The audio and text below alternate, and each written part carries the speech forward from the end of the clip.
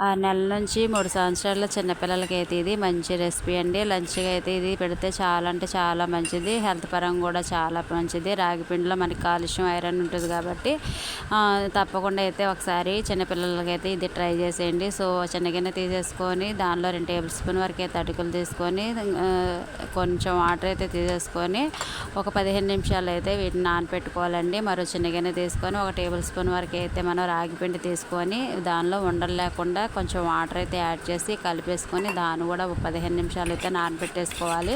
So ఈ రెండింటిని అయితే 15 నిమిషాలు నానబెట్టేసుకోవాలండి, పక్కన పెట్టేసుకొని. సో తర్వాత 15 నిమిషాల తర్వాత అయితే చూడండి అటుకులు చక్కగా అంటే చక్కగా నానిపోయాయి. సో వీటిని అయితే ఎలా ఫ్రై చేసుకోవాలో చూసేద్దాము. గ్యాస్ పైన అయితే ఒక చిన్న గిన్నె పెట్టేసుకోవాలండి. పెట్టేసుకొని దానిలో ఒక టేబుల్ స్పూన్ వరకు అయితే నెయ్యి అయితే యాడ్ చేసుకోవాలి. నెయ్యి వేడెక్కిన తర్వాత అయితే దీనిలో అటుకులను యాడ్ చేసుకోవాలి. అటుకులను యాడ్ చేసుకొని ఫ్రై చేసుకున్న తర్వాత అయితే మనం కలుపుకొని పక్కన పెట్టుకున్న రాగి పిండిని కూడా దీనిలో యాడ్ చేసుకోవాలండి.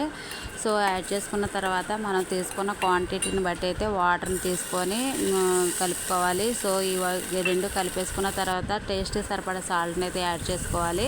3 సంవత్సరాల తర్వాత పిల్లలకి అయితే దీనిలో బెల్లం కూడా యాడ్ చేసుకోవచ్చండి. సో వీడియో కానీ నచ్చినట్లే ప్లీజ్ తప్పకుండా ఒకసారి అయితే ట్రై చేసేయండి. హెల్త్ పరంగా అయితే పిల్లలకి చాలా మంచి రెసిపీ. నచ్చినట్లయితే తప్పకుండా సబ్స్క్రైబ్ చేయండి.